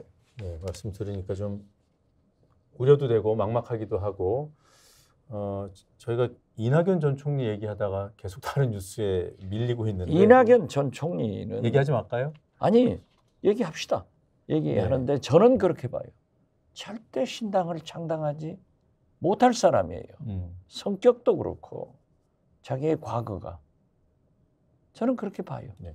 일단 그 이낙연 전 총리와 관련해서 이준석 전 대표가 최근에 한 얘기들이 좀 있습니다. 그거 좀 묶어서 잠시 들어보고 이 얘기 나눠보죠. 생각이 좀 다르시다 그러면은 그런 걸 좀 들어보고 싶다라는 생각이긴 합니다. 제가 싫어할 이유도 없고 그리고 또 긍정적인 면으로 보는 측면도 있습니다. 제가 뭐 정하고 할 문제는 아니다. 선거 제도가 만약에 그 권역별 병립형 비례제로 가까이 가게 된다 그러면요. 그런 자연스럽게 3번 당의 공간을 넓게 치자라는 얘기가 나올 것이고요. 이낙연 대표가 당한 게 뭐지? 이게 궤가 다릅니다. 다른 얘기를 했잖아요. 처음에는 여지를 좀 두는 얘기. 이게 11월 6일에 그 방송 인터뷰였거든요. 그 다음에 이낙연 전 총리가 이준석 대표를 이렇게 긍정적으로 평가한 보도는 11일에 나온답니다. 그러니까 먼저 이 대표가 네. 먼저 이낙연 대표에 대한 여지를 주고 화답을 받고 그런데 또 나중에는 좀 선을 긋는 듯한 또 발언도 하셨어요. 아니 제가 이 디톡스를 일주일에 한 번씩 하면서 또 이준석 전 대표를 좀 여러 가지로 분석을 해봤어요. 네. 그랬더니 이준석의 발언은 윤석열, 이재명 이 두 분 빼고는 다 다른 사람을 굉장히 좋게 평가를 해주더라고요. 그러나 결정적 순간에는 본색을 드러내요. 아니 그래서 네. 이낙연도 굉장히 호평을 하더니 마지막 순간에는 아니잖아요. 그게 마지막 순간이 언제인지는 아직 모를 것 같고요. 그래서 아니, 지금 한번 어제 그제 했잖아요. 지금 다시 한번 저는 이거예요. 이낙연 네. 대표님이 지금 이제 사실 지난 2주간 거의 그분의 인생 궤적을 봤을 때 가장 과속하신 기간일 것 같아요. 인터뷰를 참 많이 했습니다. 그러니까 제 생각엔 그렇죠. 이낙연 총리님의 그 평소 성정이나 이런 거 봤을 때 가장 과속하신 기간이 가장 많은 메시지 쏟아내신 기간이라 가지고 근데 그 안에서 봤을 땐 제가 그냥 저는 민주당 내 사정을 모르는 사람에 봤을 때 이낙연 총리님이 하시는 말씀이 사실 원칙과 상식이랑 모임에서 또 비슷한 말을 계속 했지만은 아직 외부에서 제가 그냥 냉정하게 봤을 때는 명분 축적의 과정에 계신 게 아닌가라는 생각이 좀 들었던 거죠. 그러니까 뭔가 이재명 대표의 그래서 거취에 따라 가지고 이재명 대표가 전격적으로 만약에 본인을 낮춘다든지 해가지고 이낙연 대표를 포섭한다고 하면은 거부하기 힘든 상황이 아닌가라는 생각했었어요. 왜냐하면 저는 예를 들어 지금까지 1년 반 동안 대비되는 게 저는 1년 반 동안 당할 거 다 당하고 린치 당했기 때문에 지금 와서 윤핵관들이 와가지고 알랑알랑 해도 저는 이렇게 해도 저는 모양이 안 이상하거든요. 그런데 이낙연 총리님은 움직이시는데 만약에 이재명 대표가 다급함을 느껴가지고 최대로 숙이고 들어온다든지 아니면 유화적인 제스처를 취하면은 그만큼 거리를 또 벌리기가 힘든 상황일 거라고 생각했어요. 그래서 그거를 이제 좀 하시는 기간이 필요하지 않을까라는 생각으로 이제 얘기를 했던 거거든요. 실제로 저는 이낙연 총리님이 그러니까 그래서 그 아까 억울한 일을 당한 게 아직은 없지 않느냐 이런 게 저에 대비해서 이제 말한 건데요. 다만 제가 의지를 평가하자면은 이낙연 대표님의 의지는 제가 전원으로 듣는 건 상당히 있는 거로 보입니다. 저는. 신당을 창당하는 쪽으로. 예, 그게 뭐 이제 근데 신당이라는 게 끝까지 가는 게 어려운 얘기긴 합니다만은 그래서 어떻게 될지 모르겠습니다. 지금 제가 전해 듣는 거로는 이번엔 어떤 결정적 행보를 하실 가능성이 높다 봅니다. 저는. 그럼 질문 이렇게 드리죠. 정치나 네. 인생살이가 의지만 가지고는 안 돼요. 네. 네. 특히 정치는 함께하는 동지 그리고 국민의 지지가 있어야 돼요. 예. 그런데 또 이낙연 대표는 과거에 당신의 선친께서 민주당 당원이라는 것, DJ로부터 친서를 받은 것에 대해서 굉장히 프라우드하게 자랑스럽게 생각하고 노무현 대통령이 열린 우리당을 창당할 때도 고 김효석 의원 등 박준영 전남지사, 박광태 광주시장 등과 6, 7분이 민주당을 지켰어요. 예. 그리고 김대중 대통령이 퇴임하셔가지고 합당해라. 그 대신 열린우리당에서는 대북송금 특검, 열린우리당 창당에 대해서 사과를 해라. 그래서 사과를 해서 창당이 되는데 그때도 이낙연 대표는 저한테 그래요. 형님, 우리 당원들한테, 민주당원한테 우리 지역에 가서 뭐라고 설명해야 됩니까? 이만큼 민주당을 사랑하신 분인데 예. 어떻게 됐든 민주당으로 사선 국회의원, 전남지사, 국무총리를 하고 전 당대표인데 그렇게 쉽사리 못할 거고 그분 성격이 그렇게 끌고 일을 저질러서 나간 분이 아니에요. 예. 그러나 지금은 화가 나서 그냥 굉장히 에스컬레이팅 되더라고요. 그렇지만 절대 탈당해서는 또 분열해서는 안 된다. 지금 당이도 말씀하시지만 그러기 어려울 것이라는 현실론도 좀 말씀하시는 저는 그렇게 거죠. 생각합니다. 예. 이 대표는 의지가 강한 걸로 봐서는 뭐 혹시 신당 추진 쪽으로 움직일 수도 있다고 보시는 거고. 의지는 가지고 있으면 국민 지지가 있어야 된다니까요. 네, 의지보다 지지가 중요하다. 그렇죠. 네. 제가 정치라고 하는 것은 예의가 아닌 줄 알지만은 방송 중에 잠깐 핸드폰으로 예. 온 뉴스를 봤더니만은 김기현 사퇴 후 김한길 비대위 체제 유력이라고 기사가 떴네요. 예. 근데 이게 뭐 작은 규모의 매체긴 한데 저도 이 얘기를 네. 들은 적이 있거든요. 네. 진짜 이거는 저희 저희가 한참 전에 김한길 비대위 체제를 여러 번 얘기했습니다. 그러면서 현실성 없다는 쪽으로 두 분이 전망을 얘기했잖아요. 했잖아요. 예. 보수들이 네. 김한길 비대위 체제를, 김한길 대표 체제를 인정하겠느냐. 네. 그래서 그거는 현실성이 없다고 했는데 그거는 이게 만약에 사실이라면 제가 거꾸로 예상을 하는 게 맞출 수 있다. 오늘 방송 끝나면 제가 얘기 듣을 게 있어요. 이따가. 아 그래요? 지금 얘기 아니 김한길 비대위 얘기 듣고 나니까. 뭐 지금 말씀하시죠 뭐. 아니 김한길 시청자분들께서 이미 궁금해하게 됐습니다. 예의가 말씀해주신 분들 예의가 있는데 진짜 지금 당에 있는 중요하신 분들이 전부 다 어제 이제 김기현 대표 거취 문제 나왔을 때 많은 분들이 얘기하시면서 설마 김한길 대표는 아닐 거야 비대위로. 그러면서 저한테 몇몇 인사들이 나 김한길 그 만약에 비대위 하면은 나는 당 떠난다고 하신 분들이 있거든요. 네, 그래서 지금 웃으신 게 허탈해서 웃으신 게 아니라 좋아서 아니 진짜 근데 이준석 씨랑 지금 같이 할 사람들이 늘어난다고 좋아하시는 거예요. 그러니까 아무도 생각하지 못한 방향으로 가면은 진짜 어이가 없는 겁니다 이건 진짜. 예, 알겠습니다. 네. 아 진짜 저는 윤석열 대통령이 대단하신 분이라 생각합니다. 자 여기 좀 흐름을 좀 깨는 질문이 될 수도 있는데 좀 본질에 닿아 있어서 이 질문은 오늘은 꼭 좀 하고 싶었어요. 아니 한마디만 더요. 네. 뭐 뉴 DJP, 신 DJP 소리가 나서 예. 그게 추진된 거예요? 아니요 전혀. 아니죠. 네. 그 내가 그랬어요. 예.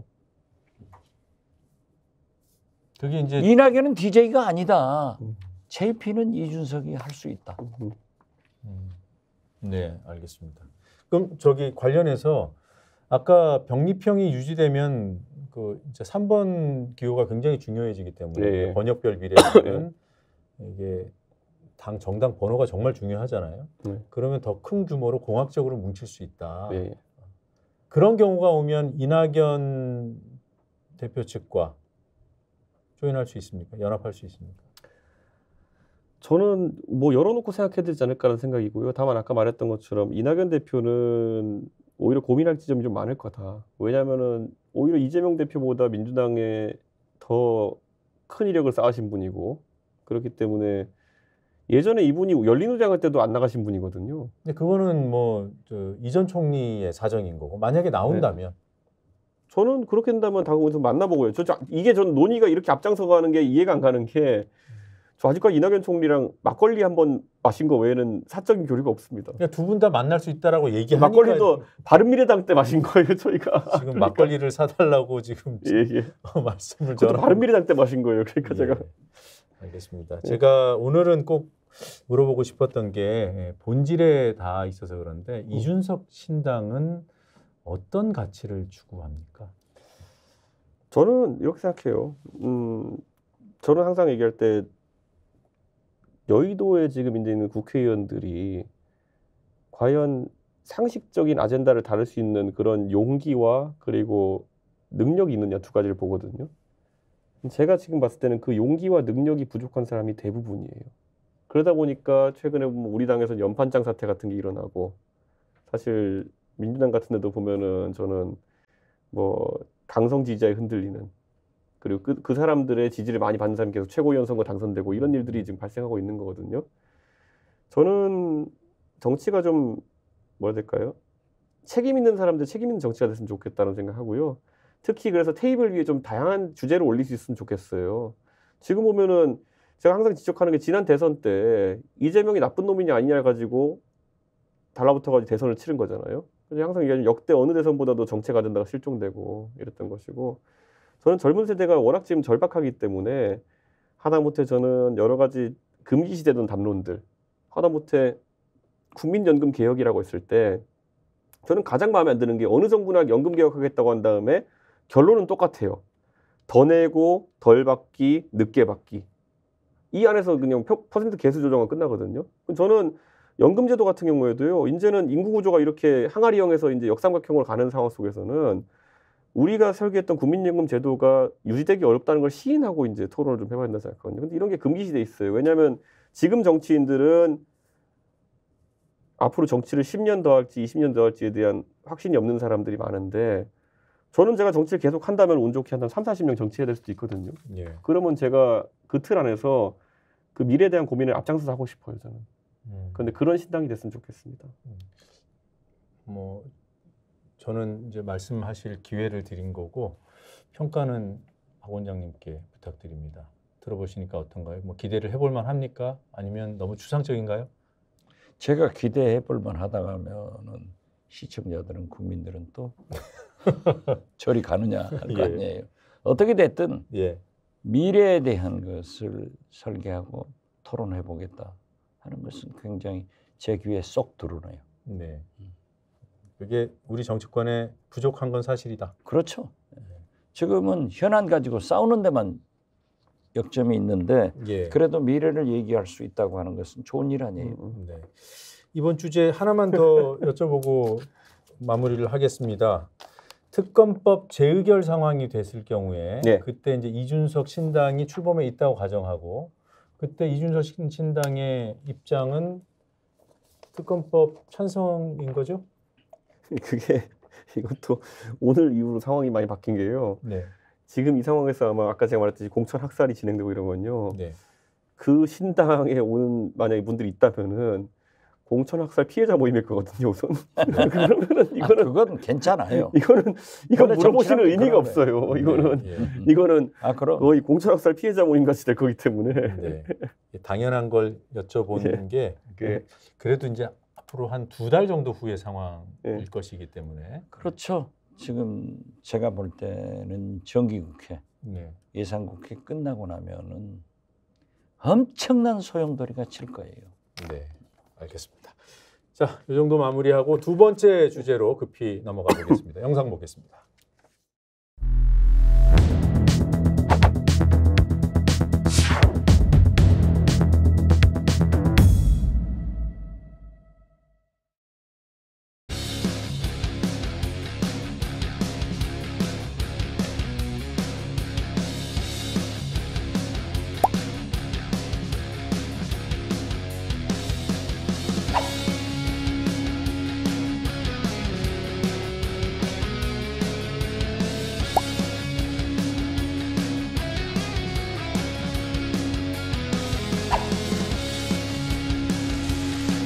부산 엑스포 유치를 실패했습니다.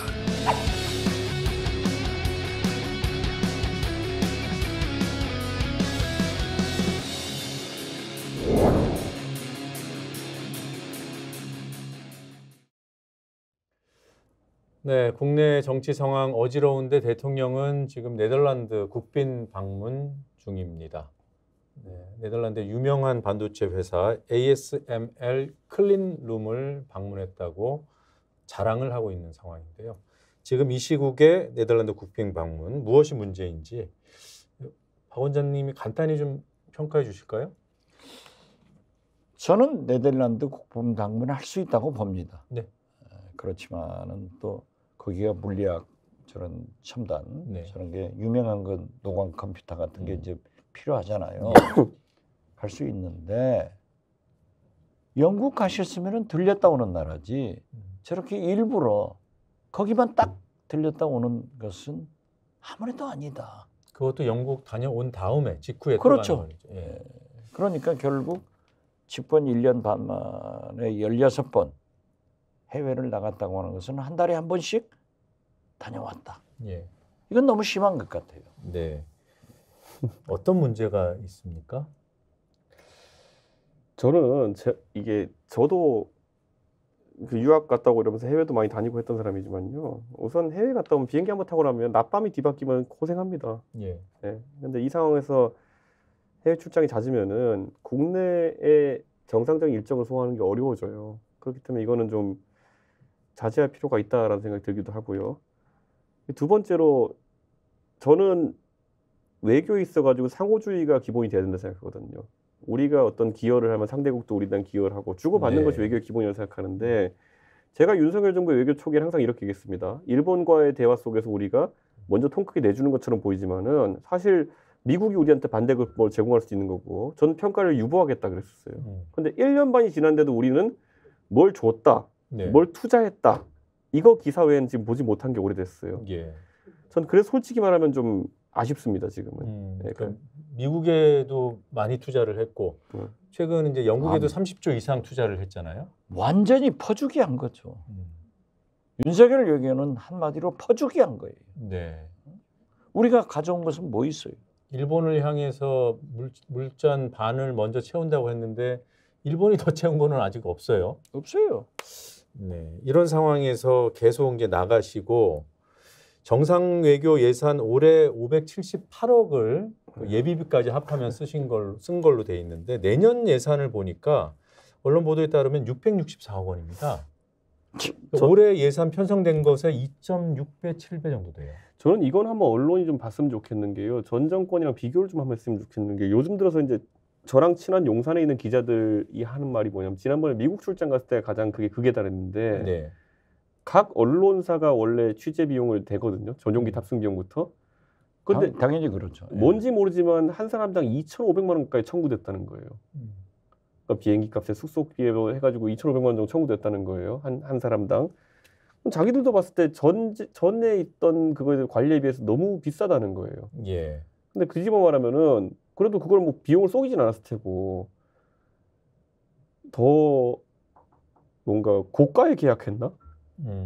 예, 더 뭐 호화로운지 모르겠지만 하여튼 예. 저는 이 비용이 자꾸 늘어나는 것도 사실 저는 이해가 안 가는 게 이 기자들 비용을 빼고 나서도 뭔가 이 정상외교 예산이라는 게 너무 빨리 급증하고 있는 거 아닌가라는 생각을 하는 거죠. 예. 이게 뭐 정상 외교 필요하면 당연히 해야 되는 건데 이게 예산이 이렇게 급증하고 있는 부분에 대해서는 아니 예산이 급증하는 게 문제가 아니라 정상 외교를 해서 효과가 있으면 1,000번이라도 해야죠. 성과가 없다. 6천억이라도 써야죠. 네.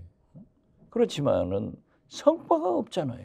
요번에 ASML 그게 이제 뭐 슈퍼을로 불리는 장비를 공급하지만 그래서 이제 을로 불리지만 슈퍼을이다. 세계적인 슈퍼을이다. 그렇죠. 그 회사의 노광 컴퓨터죠? 네.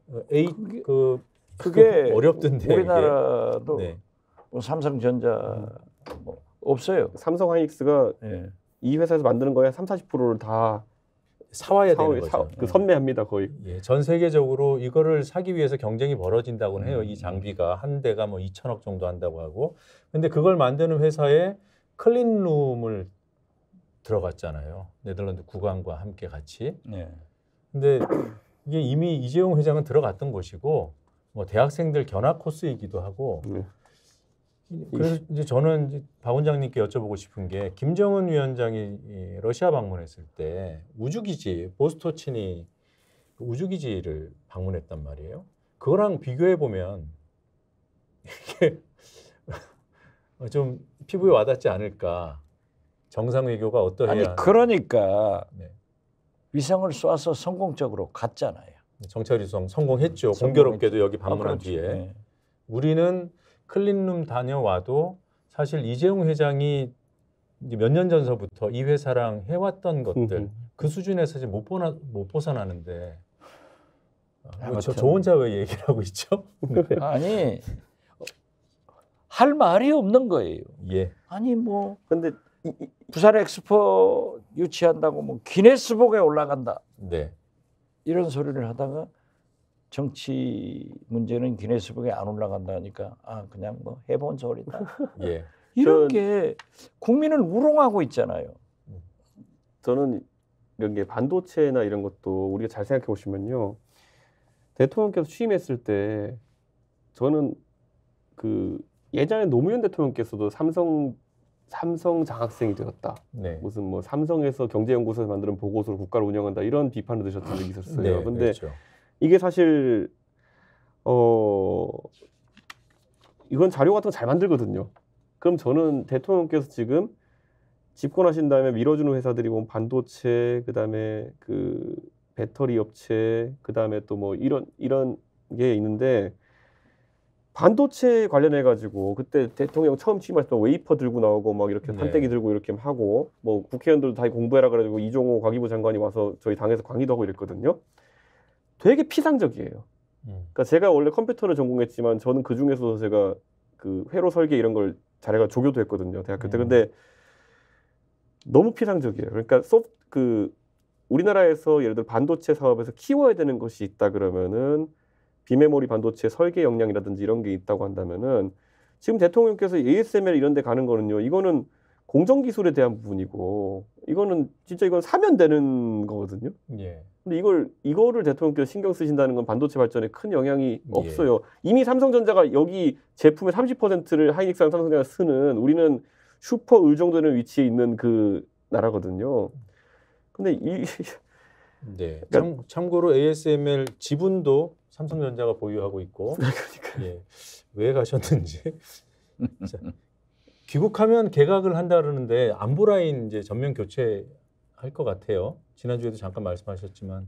그리고 총선 내보낼 장관들도 한다고 하는데 그러니까 박진 장관, 외교부 장관은 이제 총선 출마할 거고 국정원장은 어떻게 되는 겁니까? 거기도 지금 공석 중이니까 조태영 안보실장을 집권 1년 반 만에 그분은 주미대사 갔다가 안보실장 갔다가 국정원장 가면은 사람이 그렇게 없나요? 네. 그러면 안보실장을 박문규 산자부 장관은 이제 간지 3개월 됐는데 다시 총선 뽑아야 되고.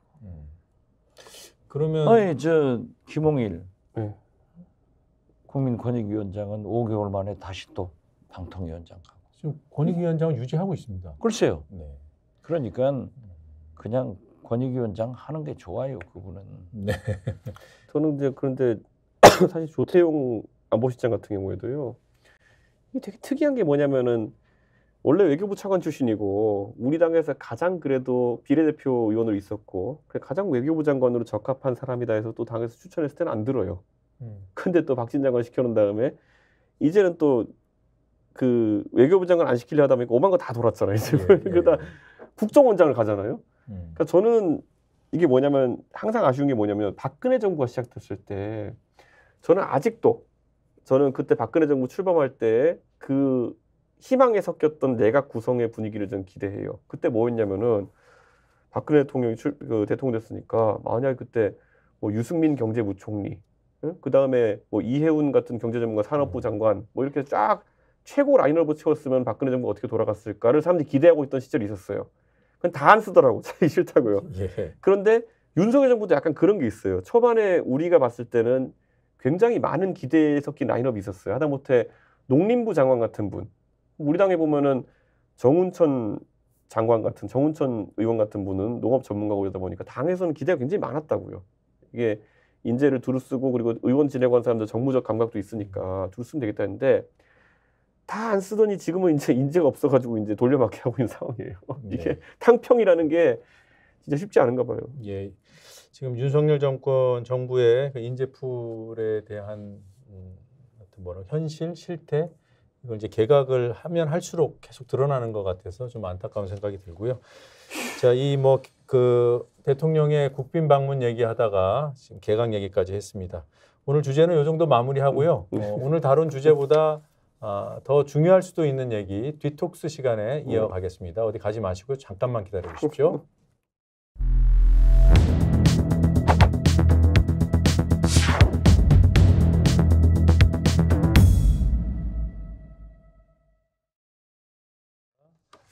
그린이 대세를 이루네. 네. 저기 제가 오늘 두 분께 미리 질문 하나 드린 거 있죠. 선거법과 관련해서. 예. 그 답변 오늘 안 해주시면 못 나가십니다. 예. 이게 지금 현재 선거법 이거 여야 합의가 안 되면은 기존대로 가야 되는 거고 그건 준연동형 이대로 가는 거잖아요. 그렇죠. 근데 이거에 대한 비판은 위성정당을 막을 수 없다. 그래서 이제 민주당에서 나오는 게 위성정당 방지법을 만들자. 방지법 100번 만들어도 나오지. 그러니까 그것 때문에 위성정당 방지법은 실효성이 없다까지 지금 논의가 와 있는데 제가 미리 이제 의견을 드린 게 혹시 이 방안은 실효성이 있지 않나 해서 저기 두 분의 고견을 한번 청해 듣고 싶은 겁니다. 두 가지 조건을 붙인다. 그러니까 비례 의석을 배분을 받으려면 지역구 출마시킨 그 숫자 내에서 받아야 된다. 이 조건이 하나 있고요. 그러니까 그냥 비례만 내세우는 정당은 안 되는 법을 만드는 거죠. 그러니까 비례 의석을 배분 받으려면 출마자가 있어야 되고 지역구 출마자의 그 숫자 범위 내에서만 받을 수 있다는 조건 하나. 또 하나는 이렇게 출마시킨 지역구 출마자들이 그것도 가짜일 수 있잖아요. 그러니까 이분들이 받은 지역구 득표율이 정당 득표율을 상회할 때만 그 정당 득표율을 인정해 준다. 이 두 가지 캡을 씌우는 겁니다. 저는 둘 다 안 된다 봅니다. 위헌할 걸 봅니다. 위헌이 된다. 예, 비례대표제의 독립성을 원래 보장하기 위해서 원래는 옛날 전국구라고 있었잖아요. 예. 지역구 득표율대로 이제 그걸 분배받는 거였는데 비례대표제는 완전히 분리된 제도로서 존재하길 바란다는 취지에 우리가 이름을 비례대표로 바꾼 거거든요. 네. 그 독립선거로 취급받는 상황 속에서 연동해가지고 네. 득표를 연동해서 이렇게 하는 건 안 되고 저는 오히려 봤을 때 예전에 나왔던 안 중에 보면은 뭐 현실적으로 어떤 식으로든 나오는 위성정당 맞기는 어려우니까 1년, 2년 이내로 합당해버리면 보조금을 삭감한다가 오히려 정당한테 더 위협적일 겁니다. 이거 이탄희 의원이 저는 주장하는 그 이탄희 의원 아니 오히려 저는 현실적이라 보고 왜냐면은 생각보다 정당한테 돈은 민감한 문제입니다. 예. 그러니까 저는 오히려 그런 게 현실적이지 이거는 위헌납니다 무조건. 위헌 소지가 있다. 네. 원장님은 어떠십니까? 뭐도 안 된다. 그것도 안 돼. 그러니까 예, 알겠습니다. 네, 지금 원장님은 저는 자꾸 연동형, 뭐 준연동형이고 뭐건 한계가 있어요. 네. 그래서 나는 병립형 가되 국회법을 개정해서 원내교섭단체 구성 요건을 5석 정도, 10석, 5석 정도로 구라파처럼 내려주는 것이 오히려 소수하는 건지 안 그러면 진보 세력의 연합 공천을 해주든지. 네. 근데 그 교섭단체 기준을 낮춘다고 해봐야 의석수가 확보되지 않으면 무의미한 거 아닙니까? 소수 정당 입장에서는. 그럴 수도 있죠. 네, 시간이 이제 거의 다 돼서 두 분 또 일정이 있으시기 때문에 16일인가요? 출판 기념회? 예. 예. 잠깐 말씀하실 수 있는 기회를 사회자 직권으로 드리겠습니다. 제가 무슨 책을 쓰셨나요? 16일 라면 중에서는 DJ 라면이 최고입니다. 그래서 지금 DJ 라면. 제목이 DJ 라면이군요. 지금 DJ 라면. 네. 맨 마지막 추천사를 제가 썼습니다. 여기 뒤에 제가 뭐로 썼냐면은 박지원 전 국정원장의 정치 여정이 파란만장했던 만큼 흥미진진하게 읽힌다. 다 읽어보셨나요 정말? 아니요. 다 아직 안 읽었습니다. 여기서 공개됐습니다. 안 읽어보고 축사를 썼다. 다 아직 안 읽어봤습니다. 추천사를. 예. 16일. 네, 16일 어디서 해남. 합니까? 해남에서 하시는 거예요? 그래서 하기 때문에 야 이게 근데 해남에서 그 출판 기념회 하시는 게 큰 용기인데. 왜 그렇죠? 왜냐하면 오시는 분들이 거기까지 품을 들여서 오셔야 되기 때문에. 그 지역에 계신 분들을 위해서 하시는 거 아니에요? 그렇죠. 예. 저는 제 고향이지만 실제로 진도 아니세요 진도? 진도. 네 진도. 하지만은 거기서 살지를 않았기 때문에 몰라요. 네. 그렇기 때문에 고향 분들한테 내가 여기서 출마하는데 지금 DJ라면 이걸 가지고 한번 인사드립니다. 네. 그런 의미에서 해남에 사는데 돈은 서울에서 해야 벌리는 거예요. 그치. 돈을 근데 벌려고 하시는 건 아니잖아요. 돈은 아니고. 네. 알겠습니다. 그런데 거기까지 오시면 굉장히 감사해요. 네. 저는 못 가는 걸 양해해 주시기 그러면 바랍니다. 책값만 보내도 돼요. 제 정치를 복원하려고 했는데 반대쪽으로 가시는 것 같아요. 아니, 자, 그것도 정치죠. 네. 아, 예. 합법적이에요. 예, 마무리하겠습니다. 왜냐하면 정치하면 정가가 2만 원인데 네. 2만 원 이하로 받는 것은 정치하겠습니다. 정치. 보건. 보건 DJ라면